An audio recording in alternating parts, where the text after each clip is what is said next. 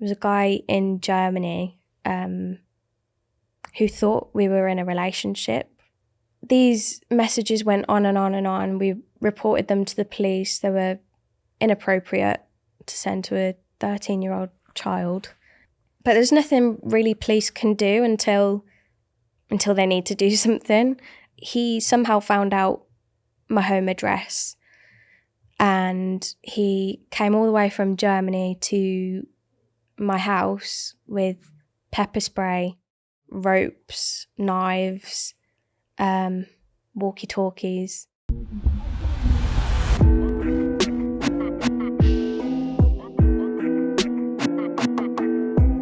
From a very young age, I have always had a fascination with music and singing. I think where my interest for music actually came from was when I was 4 years old. My nan was terminally ill. I spent a lot of time with her at home. My mum wanted me to spend as much time with her as possible before she died. And we would just watch Wizard of Oz over and over and over.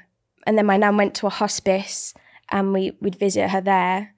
And I noticed that the only thing that really made her smile was when I sang. I think that's where I found the love for, wow, music can actually make you feel something and bring joy. When I sing, it makes my nan happy. That's what I used to say as a child. I just want to sing to make people happy.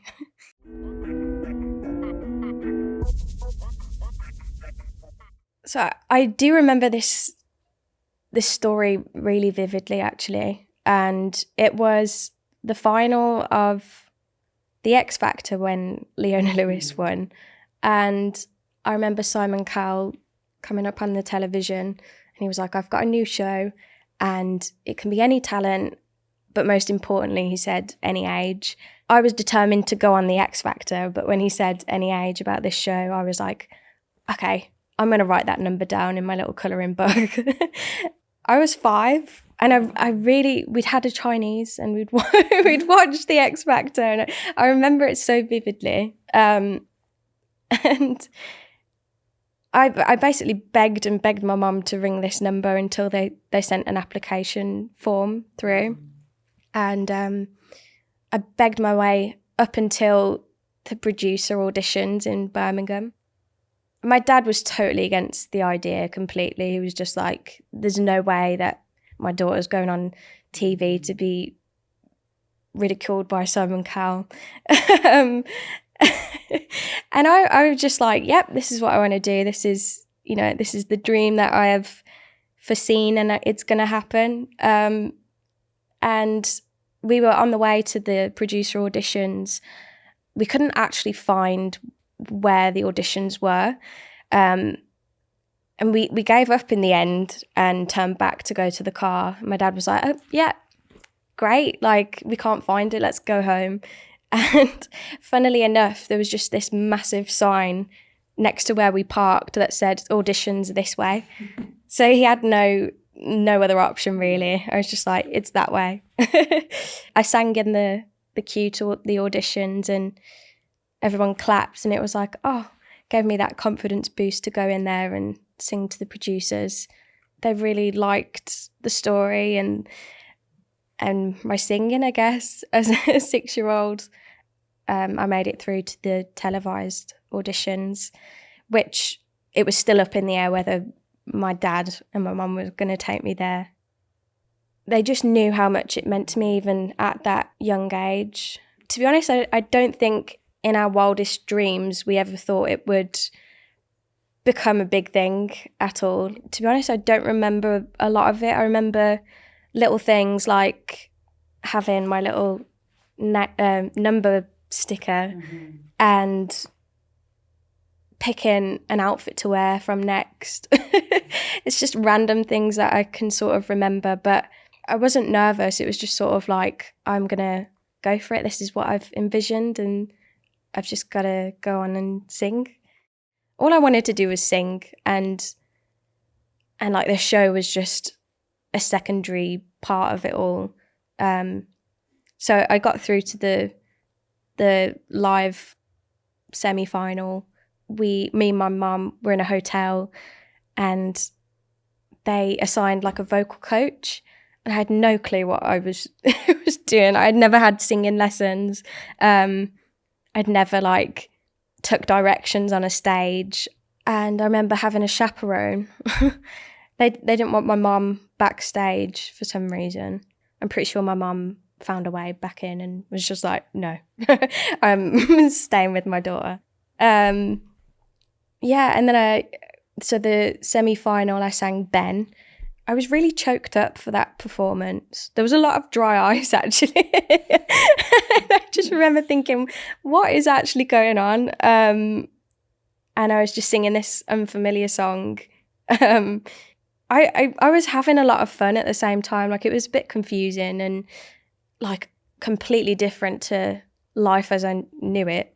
I remember saying to my mum, like, I want it to be a really good show for Simon. I was like obsessed with Simon Cowell as a 6-year-old.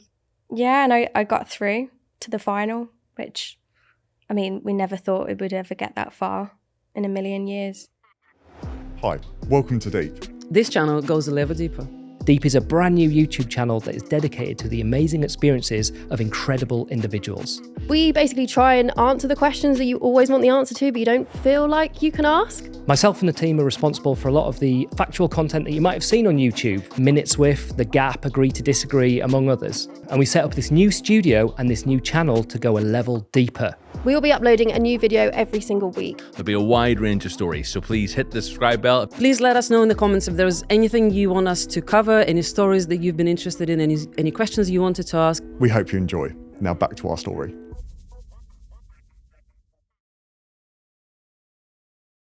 My mum and dad must have been pulling their hair out, trying to protect their 6-year-old daughter. But I remember having a bodyguard after the show called Danny. He was 6'10", and he came to school with me. He'd be there on the playground when I was on break at school, and he'd be outside the house. And I think people assumed that it was just like diva, gotta have a bodyguard, but it wasn't. There was some dangerous moments, really. I had people climbing the trees outside my school trying to take a photo of me in my uniform, which just makes me feel a bit sick now. People outside our house as well. There was just press that would just wait outside of our house. Like, our world had just turned completely upside down. We'd entered another dimension or something. But I just can't imagine what it must have been like for my mum and dad as adults, because that would just blow my mind now. A lot of mistakes have been made over my career, and it's because we weren't equipped with the knowledge of how to deal with, the sharks of the industry, how to protect yourself.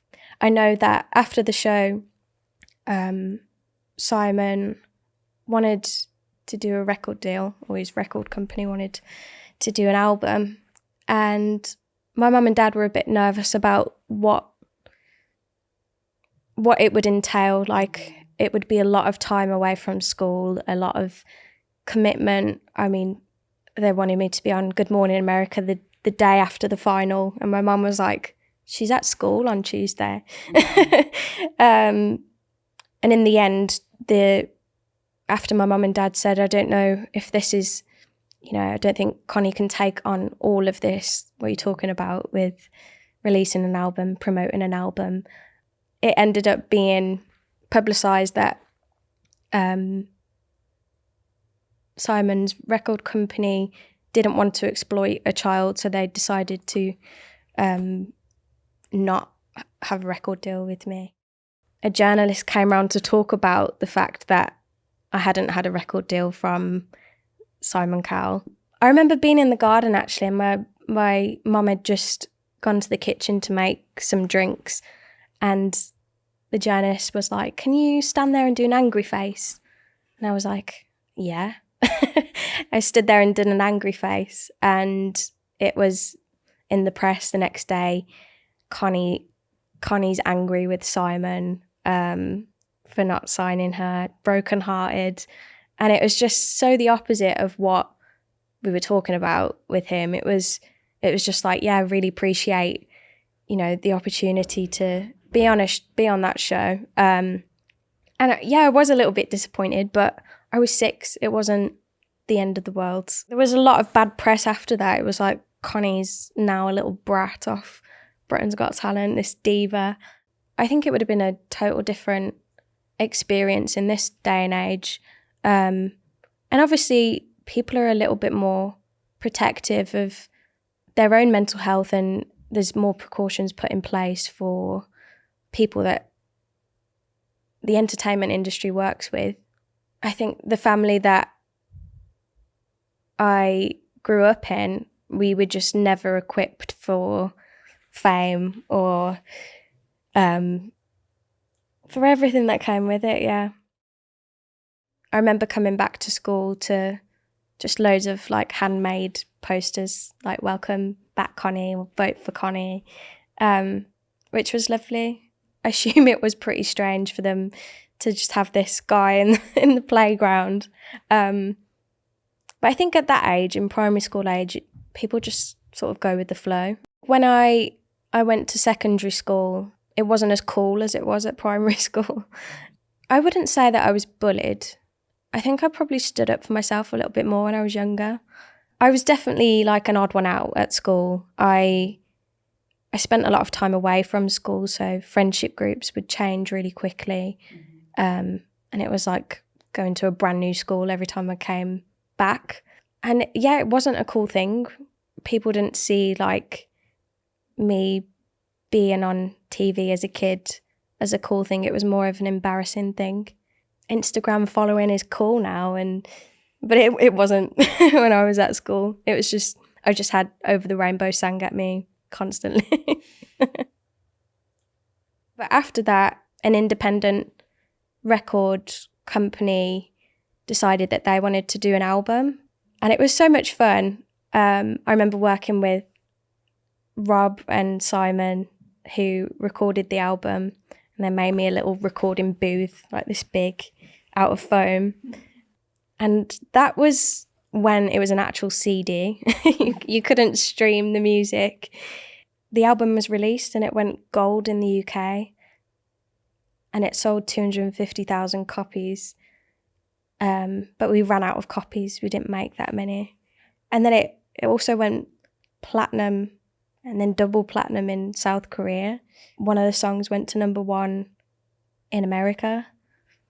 Just like beyond my wildest dreams that would ever happen. It's hard not to come across as ungrateful because I had some incredible experiences, and I almost feel like that little girl wasn't me. I look back and think it's weird. I have this like detachment from that little girl who had that success. And I still feel like I have a lot to prove now as an adult. That's why I started learning how to play and learning how to write songs, because I just really wanted to give credit to be a musician rather than a little girl singer.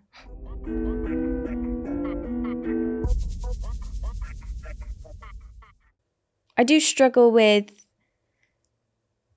the fact that my mum and dad had to spend more time with me than my siblings, because they had a life. They had to go to school and they're older than me. My mum would often travel with me for my career, and even though they tell me like you shouldn't feel guilty for that, I still do. I still feel like I took away a little bit of their time with our mum and dad.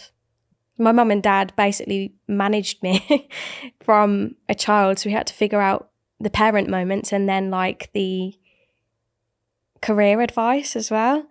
And like my mum and dad were not very privileged financially. We sort of had to work together to make life work. My mum and dad obviously had to miss out on their own work to travel with me. So we sort of functioned as a family unit, which was great. There is a darker side to it all for sure. I mean, The audition video, actually, it went viral on YouTube after the show. And my dad went into the comment section, and it was the first time we'd ever been exposed to mean comments and just that whole world of online horribleness. And to be honest, I can't even repeat the comment because it makes me feel sick. But it was an older man talking about what he'd like to do to a 6-year-old. And my dad told me that he went into the garden and just sobbed. But I can't imagine what that's like to hear as a dad.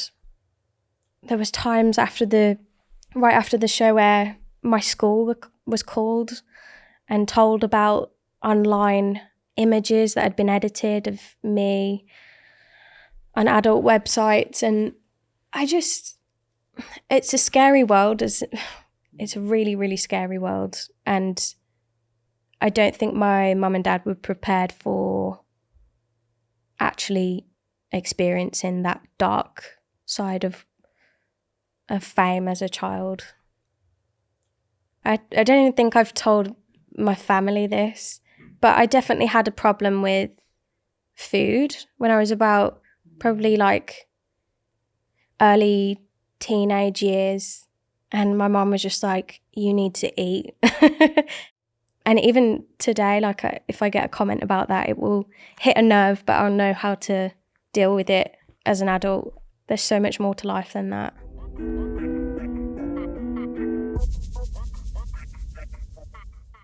It started when I was 13, and it's still ongoing, to be honest.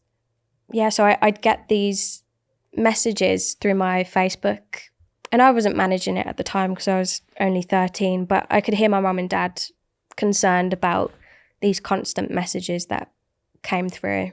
It was a guy in Germany who thought we were in a relationship. These messages went on and on and on. We reported them to the police. They were inappropriate to send to a 13-year-old child. But there's nothing really police can do until they need to do something.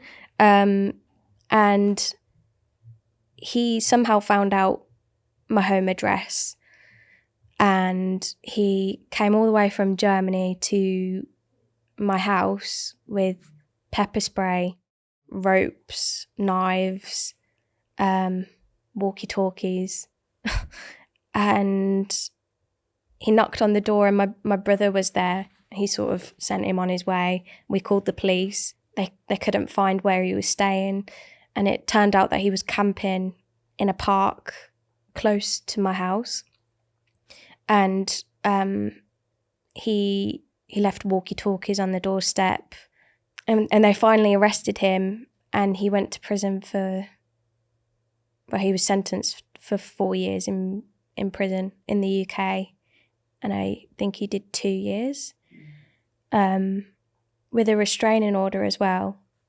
For my 18th birthday, actually, me and my boyfriend, we went on holiday, and I'd just been on the Lorraine show, and Lorraine said, "Oh, what are you doing for your 18th birthday?" Naively, I said, I'm going to Gran Canaria for my 18th birthday. I think I was there for like at least a week, and it was the first time I'd ever travelled anywhere without my parents or family. And I just went to use the toilet in McDonald's. And I came back out, and my boyfriend was hiding from me as a joke, and he was going to jump out at me. So I just sat down at like a table for two because I thought he was still in the toilet. And instead, the guy who has been stalking me for years sat in front. I just froze. I was just like, I couldn't actually believe it at first. I was just like, okay, this guy is a little bit strange. And when he said, "My name is, do you remember me?" My heart just sank, and I just grabbed my boyfriend's hand and ran to the taxi rank. I didn't explain anything. He was just like, what is going on? But I didn't want conflict either. I just wanted to get out of the situation. So that there has been some terrifying experiences, and I think there's probably not enough help to sort of prepare people for this. My mum kept like a baseball bat by her bed for years and years, and moving out of the family home was a massive deal because my mum and dad had to sort of give up their role of protecting me in their house. It's hard because I almost feel like I'm ungrateful for the opportunities that I've had, but there have been sacrifices, and that is how it is. Music has been a therapy for me when I didn't even know it was as a child, especially writing. Now, as a songwriter, like I can take something that's hurting me or making me happy, some sort of intense emotion, and write about it, and suddenly there's just a line drawn through it and I can forget about it. It's a really strange feeling, but I feel really privileged and lucky to have that outlet, because not a lot of people have or find the outlet that they need to deal with an issue that they're going through. I feel like I've lived a long life, even though I'm only 23. Even with the struggles of it all, I wouldn't change a thing, because it really has shaped who I am today. There was probably a time in my life where I would have said, oh, I wish I didn't go on Britain's Got Talent, because I've always tried to reinvent myself as an artist and as a person. And I've struggled with that because it's almost written who I am from a very young age. But now that I'm 23 and I look back on my career, I wouldn't change it really, because I'm a big believer in everything happens for a reason, and I've gone through those learning experiences and those struggles. It's made me who I am today, and I think I feel quite proud of who I am today. I'd like to think of myself as a kind, quite independent person. And I'm still very lucky to do something I love every day. So I can't really complain. I've sort of made friends with that little girl, because that was me. And I've been so detached from that for so long.